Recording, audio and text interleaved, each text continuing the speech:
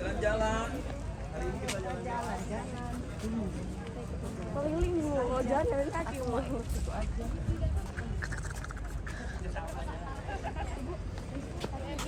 Ada info ke Bapak. Ibu mau di mana? Ini sama Bapak? Ibu sama Bapak enggak? Enggak. Beda-beda. Soalnya biar Aku di sini. Oh, ini bisa di sini. Nah, dia juga. Ya nanti Siap. Sudah aja dekat Ibu. sip.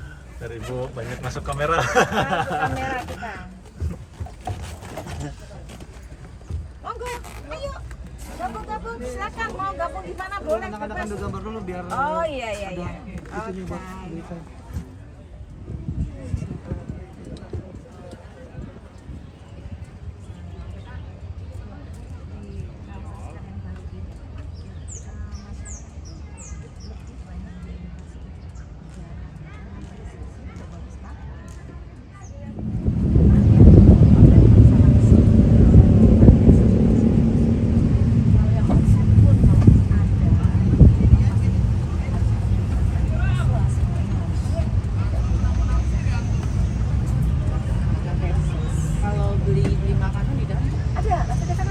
Persiapkan, jadi kita akan memilih untuk meningkatkan kualitas makanan kita ya kita bisa BJI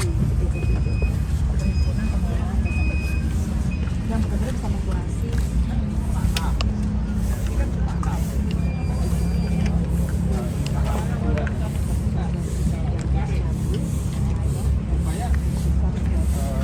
Nggak ada kemacetan di sana. Ini gerbang utamanya pindah Di sini, ini gerbang utamanya. dari sana. Sana akan dipakai untuk pintu emergensi aja, untuk keluar gitu ya. Tetapi untuk ininya nggak akan kita pakai. Jadi ini kenapa teman-teman lihat ini kan hanya ada 6 ya, 1, 2, 3, 4, 5, 6. Jaraknya ini hanya kira-kira itu 75-an gitu. Jadi ini kita hitung, ini nggak akan memenuhi. Ya kalau ada jam tertentu, jam peak, ini pasti penuh. Iya. Oleh karenanya kita akan extend di yang dulunya Museum Olahraga.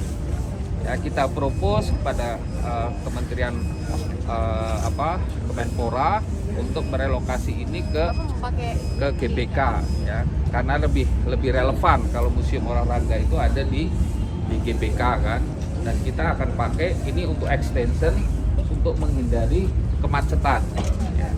Nah tadi yang saya bilang ke depan kita mendorong wisatawan yang hadir ke Taman Mini itu kalau bisa pakai public transport gitu, ya karena kita punya halte di depan sana ya, di depan pintu masuk itu ada halte itu nanti akan terkoneksi dengan halte yang ada di TOD-nya LRT yang di Tamini. Jadi harapannya warga masyarakat itu bisa menggunakan public transport ya, dia turun di TOD halte Tamini itu, kemudian dia nanti pakai shuttle. Jadi kita memang ke depan mendorongnya seperti itu itu sejalan dengan konsep pedestrian yang kita bangun. Ya, jangan sampai kita sudah desainnya pedestrian, di sini orang berduyun-duyun banyak juga kendaraan. Ya, tetapi sekali lagi dalam masa transisi ini kita akan menghimbau kepada para wisatawan, ya, terutama yang memungkinkan, ya, yang dari sekitaran Jabodetabek misalnya, gitu. Ya, dia menggunakan public transport karena memang itu akan lebih nyaman. Ya, toh di dalam kawasan sudah kita sediakan shuttle-shuttle listrik ini. Jadi sekali lagi bagaimana menghadirkan Taman Mini menjadi destinasi yang green. Ya. Kita kurangi emisi karbon di dalam kawasan ini. Kita tambah suplai oksigennya dengan merawat pohon-pohonnya. Jadi betul-betul kita dorong menuju ke sana. Kita ingin Taman Mini menjadi ruang publik yang nyaman buat para komunitas beraktivitas. Jadi memang kita ingin mengundang sebanyak mungkin komunitas untuk hadir di Taman Mini beraktivitas. Itulah kenapa banyak ruang-ruang terbuka hijau yang kita buat. Ya, kira-kira seperti itu. Nanti silakan teman-teman memberikan masukan kepada kita bagaimana sebaiknya kita bisa mengutilize ruang-ruang publik itu, termasuk mengengage dengan para komunitas-komunitas tadi. Ya, jadi memang ini kita desain betul, kita pikirkan betul, ya, supaya ke depan pengunjung itu lebih nyaman. Nah, di dalam konsep Taman Mini juga, ya, kita lihat semua elemennya itu elemen culture. Ya, detailnya kita perhatikan betul. Jadi kalau kita lihat, ya, itu totem-totem yang ada, ya, termasuk yang besar itu, ini kembali lagi karena kita itu Taman Mini ini showcase Indonesia. Taman Mini itu bukan showcase-nya daerah-daerah, bukan, tapi showcase-nya Indonesia. Jadi orang harus melihat tentang Indonesia, keindonesiaan itu di dalam Taman Mini ini. Makanya semua elemennya kita buat, ya. Kalau kita lihat nih, totem aja orang jadi tahu. Oh, ada Jawa Tengah dengan motif yang seperti itu. Oh, ada Jawa Barat, ada Banten, ada Sumatera Selatan, dan lain-lain. Ini kita buat. Jadi feel-nya itu Indonesia. Kalau bahasa dari Pak Mensesnek itu, ya, itu beliau ingin, ya, beliau ini kan kementerian yang memimpin kementerian yang memiliki aset ini. Ya. Beliau menginginkan bahwa di Taman Mini itu tercermin kebinekaan. Tapi kebinekaan yang tunggal ika. Jadi bukan hanya bineka saja tapi tidak tunggal ika. Bineka tapi silo-silo kan nggak ada manfaatnya. Jadi ini kebinekaan tapi yang tunggal ika, sesuai dengan yang ada di lambang negara kita ini. Jadi bagaimana menampilkan Indonesia keindahan Indonesia yang sangat beragam tapi dalam satu kesatuan. Ini kan orang masuk kerasa Indonesia. Oh, inilah kekayaan Indonesia. Jadi dia disentuh dengan banyaknya potensi-potensi Indonesia itu. Jadi sekali lagi Kementerian Sekretariat Negara itu sangat menginginkan bahwa Taman Mini tidak hanya menampilkan tentang kebinekaan Indonesia, tapi kebinekaan yang tunggal ika. Itulah Taman Mini. Itulah the ultimate showcase of Indonesia beauty. Ini yang ingin kita wujudkan di Taman Mini baru ini. Ya, saya kira itu. Yuk kita sambil jalan lagi. Ini mau nanya untuk exitnya dan ini di sini semua atau di mana, Pak? Jadi, untuk keluar masuknya? Di reguler, ya, di dalam kondisi reguler yang tidak peak gitu ya. Ini masuk, ya, masuk. Ada jalur keluar satu, ini untuk jalur keluar. Oh, sisi kanan ya? Oke. Ada yang dari pintu satu.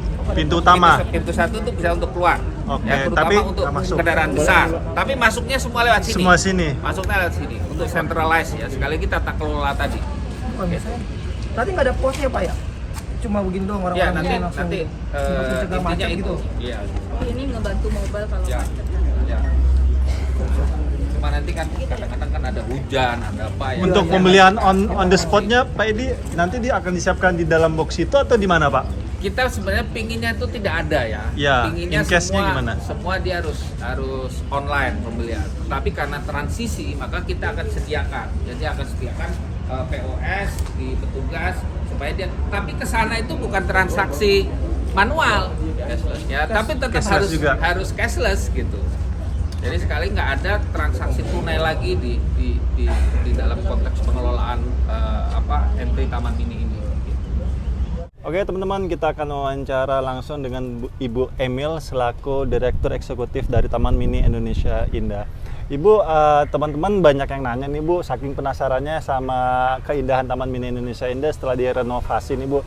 Bu, sebenarnya Taman Mini Indonesia Indah ini masih bisa nggak sih Bu warawiri menggunakan kendaraan pribadi ketika masuk di tempat ini? Jadi Taman Mini Indonesia Indah kan sekarang sudah mendapatkan kawasan yang baru, artinya kawasannya sudah direvitalisasi, sudah dibuat ditata semakin baik. Tentunya karena program kita di dalam kawasan adalah 70% itu harus green zone dan juga 30% itu adalah untuk bangunan, maka tentunya di kawasan ini juga kita berlakukan untuk semua area di kawasan harus menjadi area yang bebas dari emisi karbon. Makanya semua pengunjung yang akan masuk ke Taman Mini nantinya tidak boleh lagi diawiri menggunakan mobil pribadi masuk ke dalam kawasan. Mereka semua masuk akan berpusatkan di parkir terpadu atau elevated parking yang ada di Taman Mini. Jadi semuanya nantinya akan bisa memilih, bisa berjalan kaki ataukah bisa nanti akan menggunakan shuttle yang sudah tersedia. Oke. Ibu, untuk tiketnya sendiri ini di harga berapa sih Bu? Harga tiket tetap tidak berubah dengan harga 25.000. Oke, itu 25.000 berlaku untuk orang dewasa dan anak-anak Iya. atau semuanya sama? Sama 25.000 ya Pak Dwi ya, sama kan 25.000. 25. Nah, untuk balita bayar juga atau bagaimana di bawah 5 tahun ke bawah? Kalau balita enggak ya Pak Dwi ya? Oke.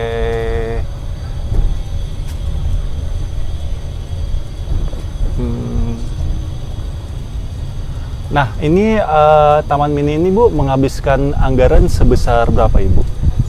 Oh, yang kemarin oleh Pak Kementerian PUPR sebesar 1,1 triliun. 1,1 triliun Bu ya, dan hasilnya luar biasa Bu ya, Iya. indahnya.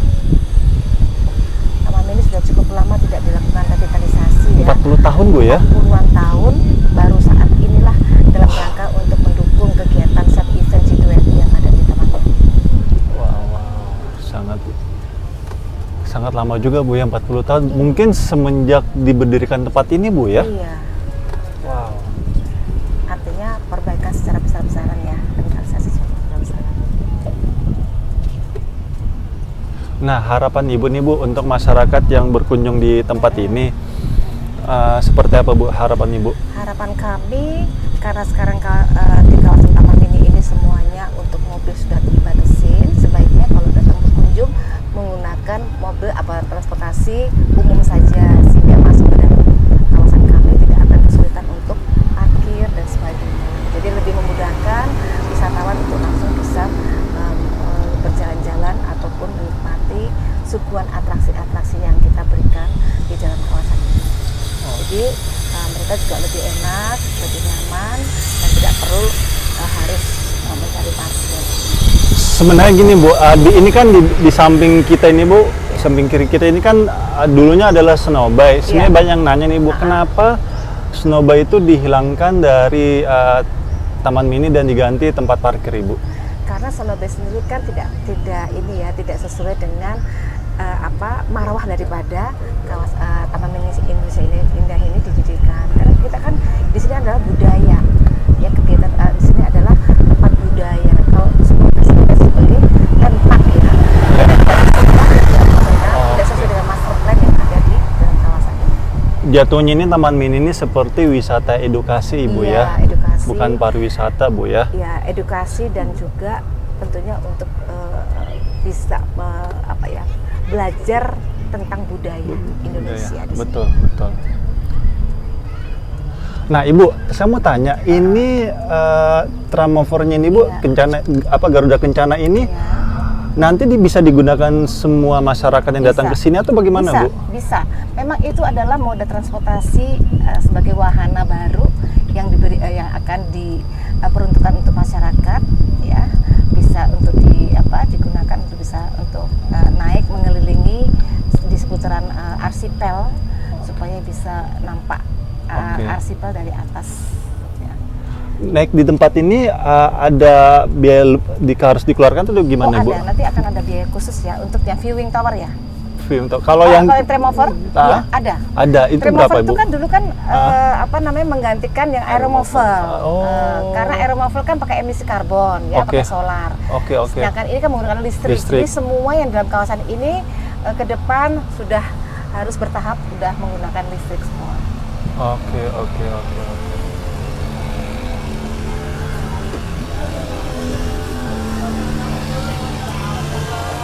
Pak, pertanyaan simpel nih Pak. Di sini boleh mancing nggak sih Pak? Kan Indonesia terkenal dengan mancing-memancing nih Pak. Mancing apa namanya itu? Nanti jemput itu. Ya. Kan kebahagiaan memancingnya tidak usah kita yang melakukan, ya. Tetapi nanti kita akan siapkan kuliner khusus khas daerah. Jadi ini juga penting kami sampaikan, ya, kita akan melakukan kurasi. Ya, kita kerjasama dengan PPCI untuk melakukan kurasi dari pedagang-pedagang makanan yang ada, supaya ke depan makanannya itu makanan yang memang punya ciri khas kedaerahan. Ya, jangan jual di Taman Mini mie instan. Ya, itu nggak relevan gitu. Tapi kalau jual di sini misalnya rujak cingur, ya, terus bubur Manado, terus gudeg, ya, terus apalagi ketoprak, ya, yang orang kemudian bisa diberikan narasi, karena sekali lagi konsepnya adalah destinasi. Di Taman Mini ini destinasi, ya, orang harus ke sini, dia itu berlibur, ya, tapi dia berexperience. Nah, berexperience-nya dia mendapatkan knowledge baru. Karena tadi semuanya itu kita narasikan, ya, yang tadinya orang nggak tahu misalnya ketoprak itu apa, ya kita kan kasih tahu, ya, sehingga itu akan memberi manfaat buat para wisatawan kita. Yuk. Taman Mini ini sekarang sudah seperti apa dan kapan uji cobanya akan dibuka? Cek. Ya, baik. Jadi Saya pegang coba. Bapak, refleks biasa tadi ya Pak. Vokalis berarti Pak. Ya, oke. Jadi seperti rekan-rekan ketahui ya, sejak Januari 2022 kemarin kita Taman Mini direvitalisasi ya, oleh Kementerian PUPR dan selesai di bulan Agustus kemarin. Ya, revitalisasi ini tujuannya buat apa sih? Untuk mengembalikan lagi konsep dasar dari Taman Mini. Ya, salah satu yang paling utama, yang pertama adalah terkait dengan konsep green ya. Konsep green ini kemudian menjadi dasar dalam perencanaan proses revitalisasi ini, yang tadinya konsepnya existingnya adalah kurang lebih 70-30 ya, ruang terbukanya 30%, ini diubah, dibalik. Ya, jadi konsep revitalisasi ini adalah membuat ruang terbuka hijaunya menjadi lebih banyak. Ya, kurang lebih menjadi 70-30 tadi. Menjadi konsepnya menjadi terbalik. Kemudian yang kedua, menghadirkan konsep Indonesia secara utuh ya. Atau bahasanya adalah kita ingin menampilkan Taman Mini menjadi the ultimate showcase of Indonesia tadi. Jadi Taman Mini itu harus bisa mengekspresikan kebinekaannya Indonesia. Ya, tetapi bukan kebinekaan yang terpisah-pisah ya, silo-silo ya, tapi kebinekaan yang tunggal ika. Ya, salah satu yang kita bisa lihat apa? Kalau dulu orang masuk ke Taman Mini itu, masuk kawasan itu rasanya belum masuk. Dia baru masuk kalau misalnya sudah masuk ke halamannya anjungan atau museum ya. Kalau sekarang kita ubah. Orang masuk ke Taman Mini itu mulai dari pintu gerbang. Ya, caranya bagaimana? Pembatas ini kita demolish semua, sehingga kita sudah mulai terasa sekarang bahwa kalau masuk ke Taman Mini ini menjadi satu kesatuan. Ya, jadi yang kebinekaannya tadi itu sudah tunggal ika sekarang, karena itu konsep yang ingin ditampilkan. Jadi konsep greennya kita jaga, ya, konsep inklusifnya kita jaga, ruang terbuka ini menjadi fasilitas nanti untuk para komunitas berkegiatan di Taman Mini, gitu ya. Kemudian yang ketiga adalah konsep smart. Ya, kita dalam konteks revitalisasi ini juga menyiapkan sistem digitalisasinya. Intinya adalah bagaimana proses digitalisasi ini bisa membuat yang pertama adalah tata kelola di Taman Mini itu bisa lebih governance, ya, lebih transparan, akuntabel, ya, karena transaksinya bisa lebih terbuka, ya, tidak lagi ada transaksi tunai, ya, kita menghindari fraud, ya, supaya manajemen ke depan itu harus lebih governance. Yang kedua adalah tentunya konsep smart ini mengikuti perkembangan zaman. Jadi konsep smart itu harus ditampilkan di dalam ekspresi semua aktivitas. Sambil contoh misalnya, ketika museum itu sekarang sudah ada guidance-nya. Bahwa museum tidak lagi menjadi tempat menyimpan barang-barang, ya. Tapi museum itu harus dengan teknologi bisa merepresentasikan vision Indonesia ke depan sesuai dengan museumnya itu museum apa.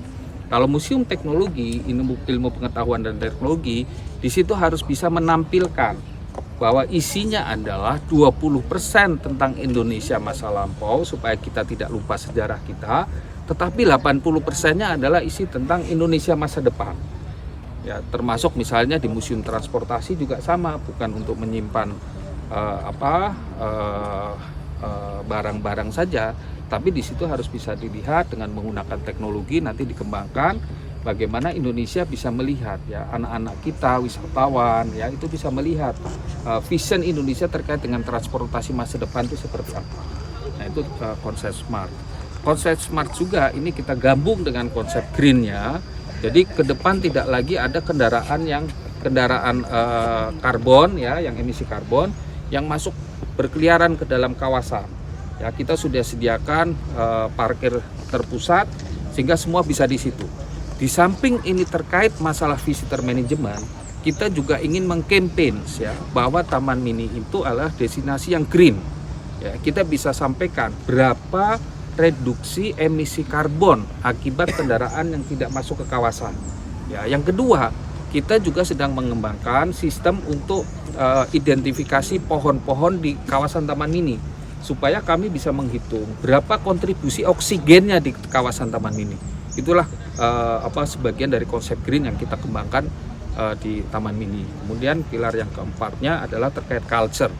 Kita akan menampilkan aktivitas culture dari masing-masing potensi yang ada di Indonesia ini menjadi daya tarik di Taman Mini.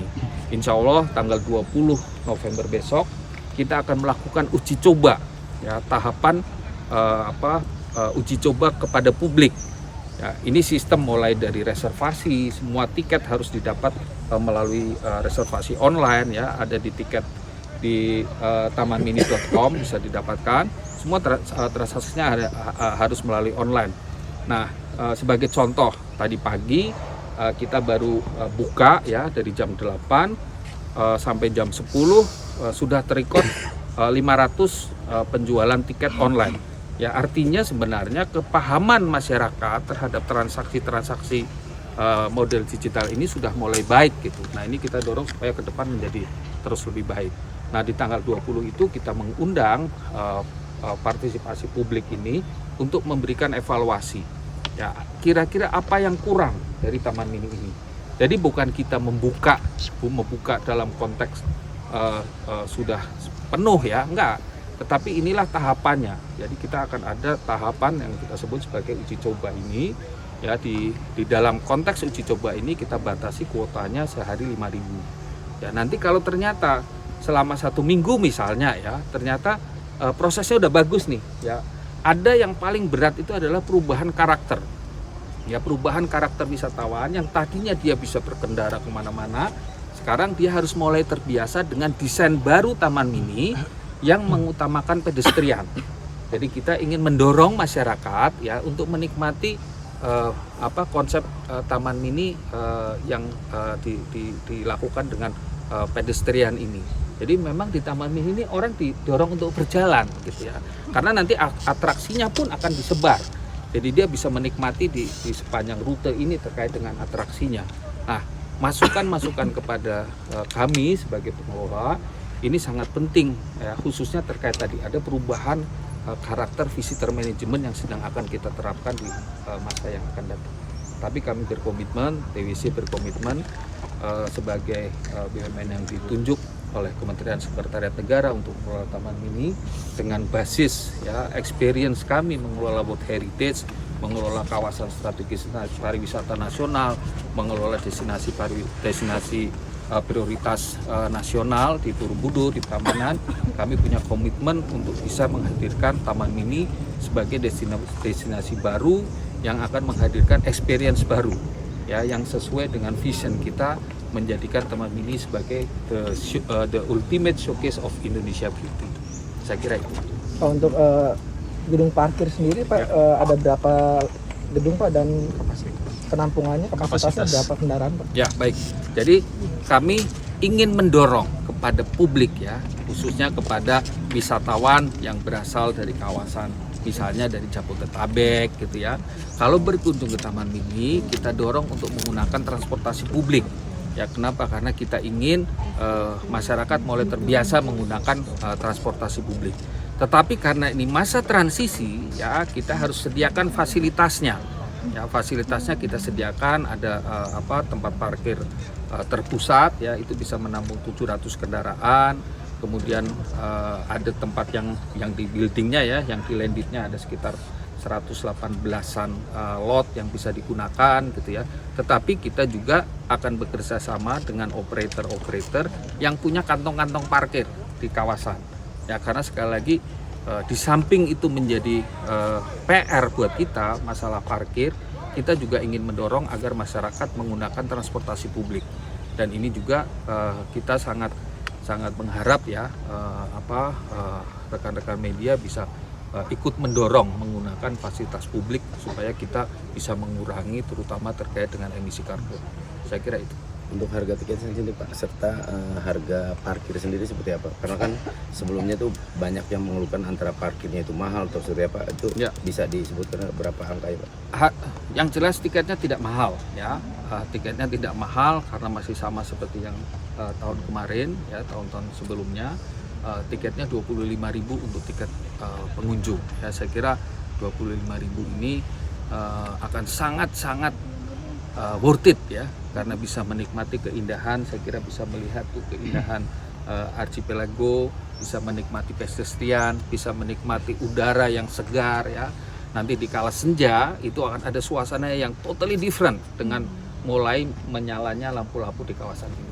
Bapak satu lagi Pak, terkait provinsi baru Pak, untuk Papua Pusat, Papua Selatan dan Papua Gunung itu seperti apa Pak? Sudah dilakukan, dibuatkah di Taman Mini sendiri atau gimana Pak? Jadi secara resmi karena kita belum mendapatkan permintaannya ya, karena di sana juga kan masih proses ya, mereka mungkin masih konsolidasi internal dan lain-lain. Tapi kita sudah menyediakan satu lot ya, ada satu lot yang kita persiapkan. Meskipun ada dua konsep, apakah ini akan bagi-bagi sesuai provinsinya, toh ini culture-nya sama ya, culture-nya kan sama ya, artinya base behavior-nya, culture-nya itu hampir sama. Nah apakah ini menjadi satu area saja yang relatif lebih luas tapi dikelola bersama oleh mereka atau masing-masing, tapi tempatnya sudah kita sediakan. Pak, untuk kedatangan tamu G20 apakah sudah ada perkembangannya Pak untuk mengunjungi Taman Mini? Ya, jadi karena ini agendanya dari Kementerian Sekretariat Negara ya, tugas kami adalah mempersiapkan. Tetapi bisa kami informasikan bahwa kawasan Taman Mini ini sudah digunakan untuk dua set event G20. Yang pertama di bulan Agustus untuk kegiatan musik Rhapsody Archipelago ya, yang itu intinya adalah tampilan-tampilan musik Indonesia untuk di carry over kepada presidensi berikutnya yang India, itu sudah dilakukan. Kemudian di bulan Oktober kemarin ada M20 ya, ini juga sudah dilakukan, ini juga sama terkait dengan komunitas musisi dunia ya, itu sudah dilakukan.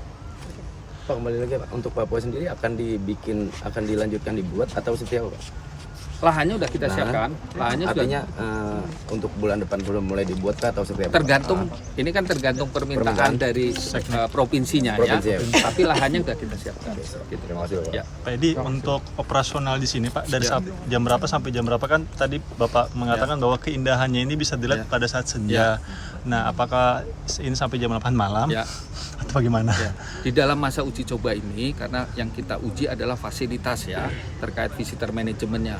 Di dalam masa uji coba ini kita akan opening dari jam 8 pagi, jam 6 pagi sampai jam 4 sore ya. Tetapi nanti ketika fase 1 ini kita anggap sudah memadai ya, kita akan buka untuk yang sesi malam. Oh, sampai malam. Ya.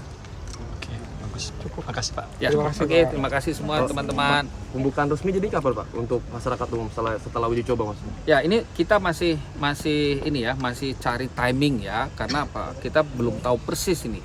Jadi PR kita yang paling berat ini adalah perubahan karakter visitor. Jadi ini yang kita lagi evaluasi betul. Semakin cepat itu bisa kita kelola dengan bagus, kita akan buka. Jadi makanya kita punya program namanya Road to Opening ya. Jadi kita berharap di semester 1 semuanya udah ready semua, fasilitas sudah teruji ya, sudah standarisasi. Sebagai contoh saya informasikan untuk sertifikasi CHSE-nya kita sudah dapat ya. Tapi kan sertifikasi tidak cuma itu. Ya, ada beberapa yang harus kita urus lagi. Nah, kalau ini kita sudah semua, insya Allah kita akan bisa buka secara resmi untuk publik. Tetapi prediksinya itu adalah di semester 1 2023. Berarti awal tahun depan Pak, 2023 Ya, ya? kita lihat di semester 1 itu. Gitu. Ya. Masih banyak Pak. Ya, Terima kasih Pak Edi. Makasih. Yuk, Kita berfoto Ya, dulu boleh. bersama-sama. Ya, boleh. saya mau foto. Itu tuh enak tuh.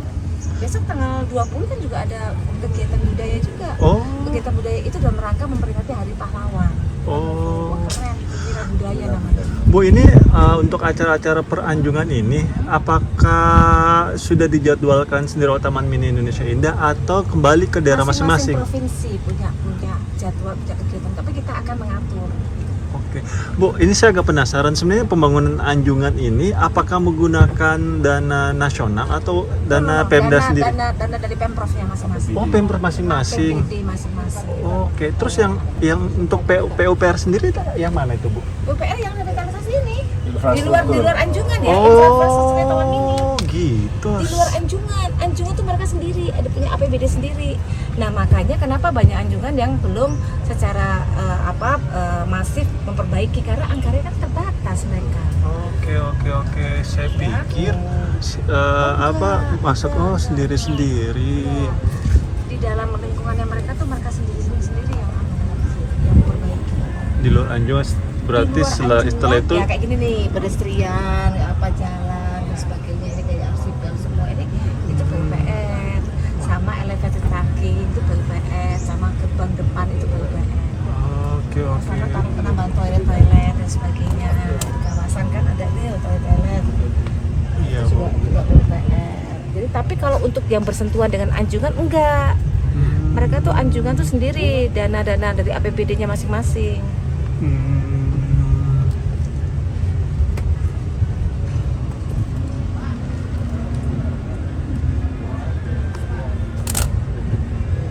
Enak kan tidak dalam kawasan itu udah nggak ada mobil kan enak. Enak, Bu, benar.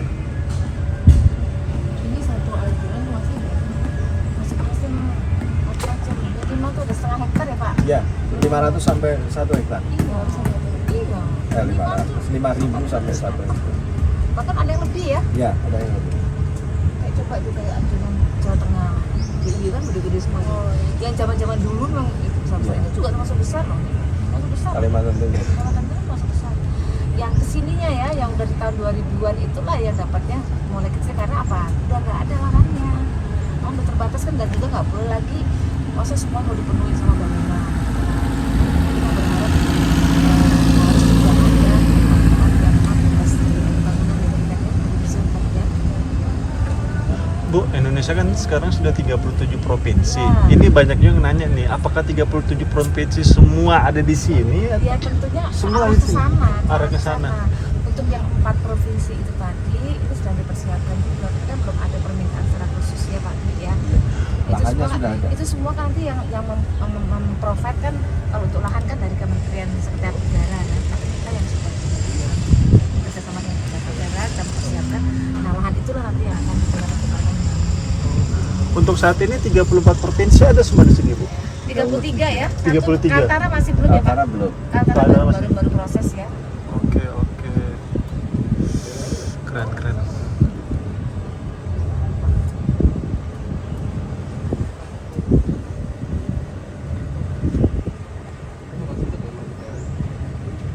Kuotanya terbatas itu 5.000 ya? 5.000. Tapi kalau sekarang Pak Dwi.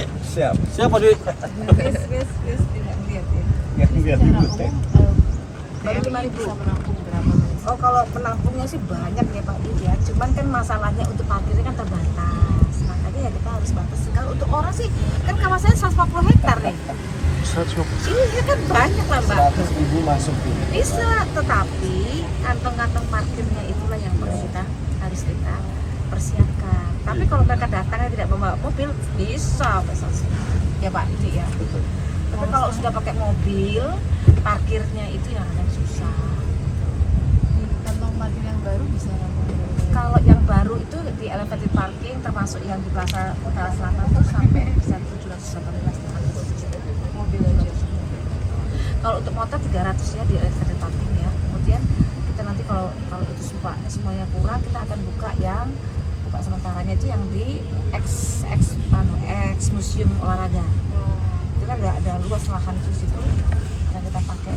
Oh, di dalam ada hotel juga, Ibu? Desa wisata itu semacam guest house ya, kayak semacam Guest house. penginapan untuk anak-anak sekolah. Itu sudah bisa dipakai? Udah, Oh, itu dipakai, itu masih ada itu. keren.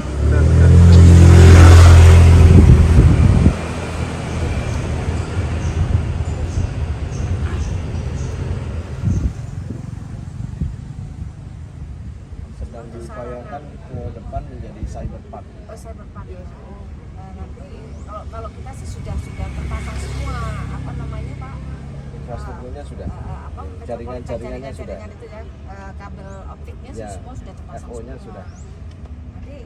Nanti setiap anjungan ke depan itu kan mereka juga harus meningkatkan kualitas wifi-nya ya, sehingga pada saat nanti ada pengunjung yang datang kan semua akan kita arahkan menggunakan digitalisasi dan itu ya fasilitas. Bu, ini museum keprajuritan ini yang itu under Mabes. Ya. Oke. Berarti yang semua dalam ini dari Mabes semua ya? Ini juga mereka Yang desain. perbaiki juga. Yang desain? Desain dari mereka juga, Oh. dari mereka semua. Keren. Tentunya sekarang warnanya kan sudah berubah tuh. Iya. Kita minta warnanya harus disesuaikan dengan warna-warna yang sudah kita tentukan. Oh, penyesuaian. Oke, keren. Kayak gini kan mereka kan juga belum bisa melakukan kegiatan mereka ini. Itu ini belum. Karena Karena panas ya. nggak bisa angkatnya harus seperti itu. Oke teman-teman, kita akan ke Tramover.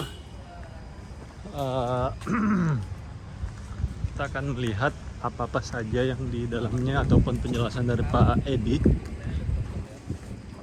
Kalau dia overspeed,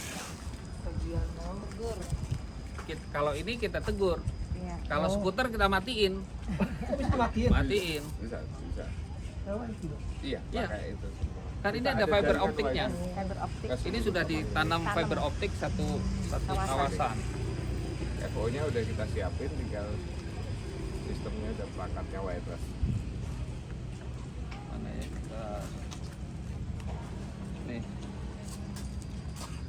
Jadi nanti seluruh moda ini di sini ada OCC-nya. Kita bisa kontrol pergerakannya.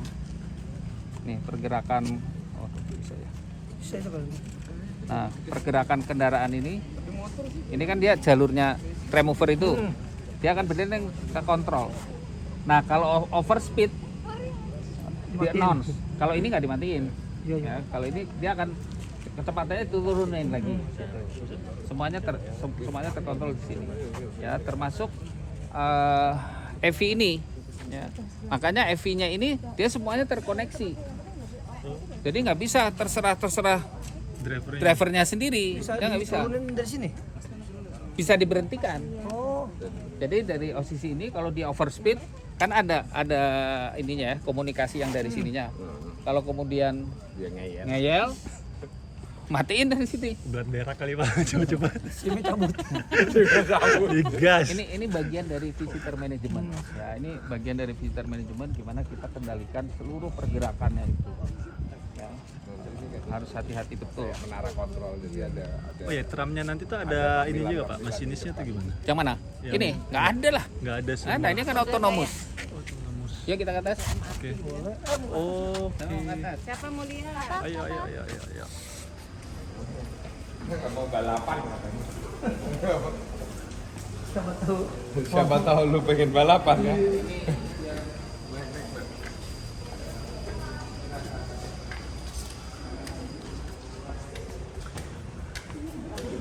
Jadi ini teman-teman pengganti kereta bawah yang dulu pernah sempat ada ya di Taman Mini, dan saat ini sudah diganti dengan Ramover ataupun Garuda Kencana.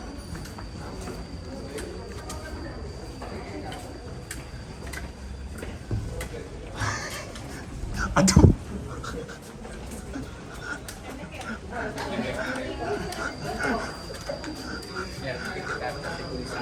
Hati-hati kepala.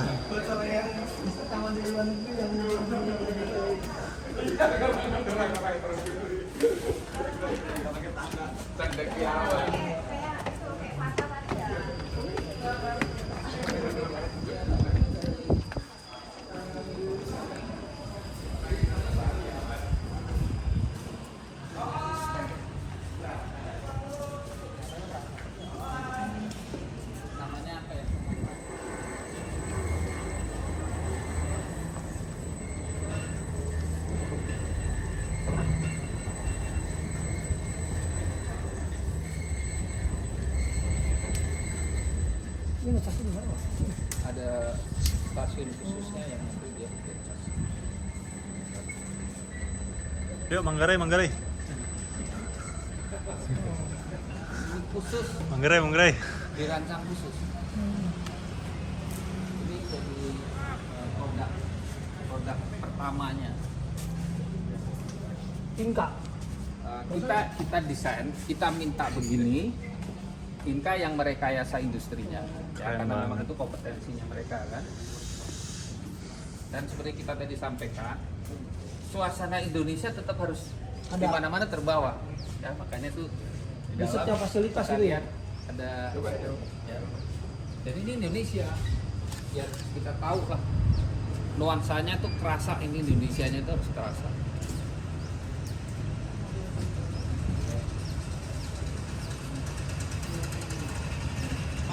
Nanti ini satu-satu ini atau Sambung. Enggak, satu-satu. Oh, satu-satu. Satu-satu ini kan untuk emergency kalau Kalau terjadi mogok. sesuatu. mogok? Ada 5 ya, ada 5. Ini baru 2 yang jadi. Oh total 5 Pak. Total 5. Oke. Di fase 1. Nanti Di kalau fase ternyata bagus, memungkinkan ya tinggal dipasang aja. Tetapi sistem operasinya masing-masing. Oke teman-teman, alhamdulillah tadi sudah selesai ya konferensi pers dan jalan-jalan kita melihat hasil renovasi dari Taman Mini Indonesia Indah. Dan tadi kita sudah dengar penjelasan dari Pak Edi selaku Direktur TWC Taman Wisata Candi Borobudur, dan Ibu Emil selaku Direktur Eksekutif Taman Mini Indonesia Indah, dan pertanyaan-pertanyaan kalian yang selama ini kalian tanyakan di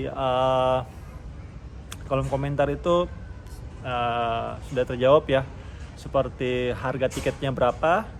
Harga tiketnya itu Rp25.000, dan tadi gue udah confirm juga sama Ibu Emil langsung bahwa di bawah balita di bawah 5 tahun itu gratis, di atas itu baru dipungut biaya. dan nggak boleh warawiri menggunakan kendaraan pribadi, akan tetapi menggunakan shuttle bus yang sudah disiapkan. Dan di sini konsepnya low emisi, jadi disarankan kita menggunakan shuttle bus saja itu untuk jarak jauh, maksudnya dari pintu masuk misal ke Archipelago, habis itu di sana ya kita jalan-jalan karena konsepnya kan green building di tempat ini, dan pendestriannya juga sudah bagus-bagus. Terus apalagi ya, parkirnya juga sudah dijelaskan tadi ya, di mana-mana aja posisinya. Terus jam operasional juga nanti sudah dijelaskan tadi kan, dari jam 9 pagi untuk soft launchingnya jam 8 sampai jam 4 sore. Nanti kalau sudah normal runningnya nanti sampai jam 8 malam. Dan ya inilah hasil dari kerjasama para pemimpin negeri ini untuk menyajikan tempat wisata yang terbaik. Dan yuk kita jaga sama-sama hasil dari renovasi di Taman Mini Indonesia Indah ini, sehingga bisa kita wariskan ke anak cucu kita.